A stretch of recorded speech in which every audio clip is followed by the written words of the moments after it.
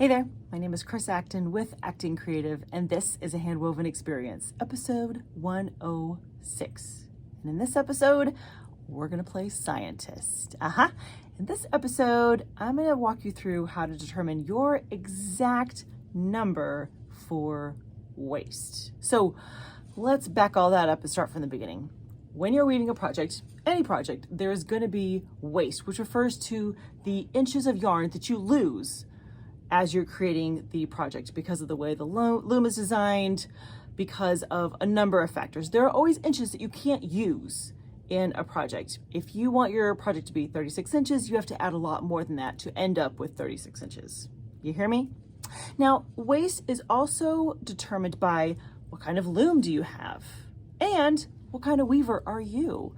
Everyone has their own style. So what I wanted to do was do a little experiment and find out exactly what my number would be on my table loom. Now, my goal here was to carry on as if I was weaving any other day, not actually change any of my habits, but just to see what the numbers look like if I keep track of how many inches I start with and how many inches I end up with. So here's what I did. I had a project or a class that I recently taught. I knew I needed a project on my table loom for that class. So I decided that these are my warp yarns going this direction, each of my warp yarns would be 100 inches long. Just a nice round number. It can be anything, my friends, but that was a nice place to start. So I started with 100 inches in each of my warp yarns. I then put the warp on the warping board, I dressed the loom, and I wove the project. Now, I made sure that I used materials that are normal for me. It's all cotton. And I used a pattern that was pretty common. This is plain weave and a little bit of twill, which is pretty standard for me. But at the end of the day, after I wove the entire project on my table loom, you want to take a guess how many woven inches I had?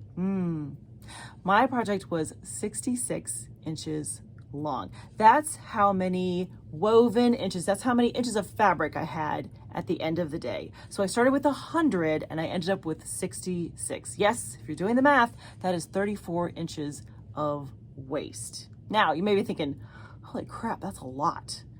However, when you think about it, it's pretty on the mark because you're going to lose all of the inches in the middle of the loom, right? There's that space that you just can't pull the yarns through. You're going to lose inches when you are tying onto the rod here. Every time you make a knot, that's about 7 inches. So once you start to kind of add it all up, you're like, okay, that's about right. You lose a few inches of the warping board. There's always little places that you lose just a few inches. But for me, this was great information so that I know when I go to plan a project and I want to be as efficient as possible, I know that as a start, I need to have 34 additional inches when I do a project on this loom. Now, there's a lot of factors that come into play here. If you're gonna do, say, like a rep weave where the warp has to go up and down a lot, you add a lot more inches for that. There's all kinds of other variables. However, I know now that my starting point is 34 inches when I'm working on this table loom here. So here's how you can do it on your end. Pick a project that doesn't have to be exact, right? You have a little wiggle room to work with, and pick a nice round number to start with. I like 100 inches. You can choose more or less, whatever you like, but document it. Say, okay, my warp yarns are going to be this length to start, right? And then just go about your business. Pretend it's any other day. You're not being extra careful. You're not being extra efficient. Just be you, right?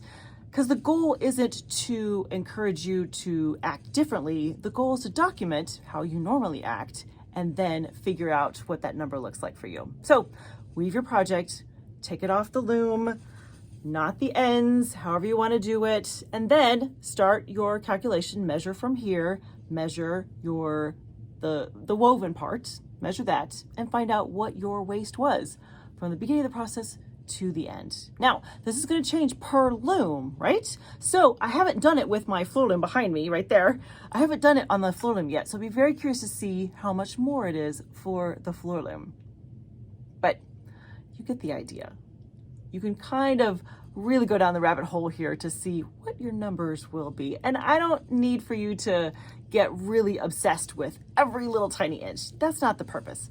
but the idea is to give you kind of an accurate ballpark for where you need to be when you're planning future projects, because that'll help you just be a more efficient planner in the future.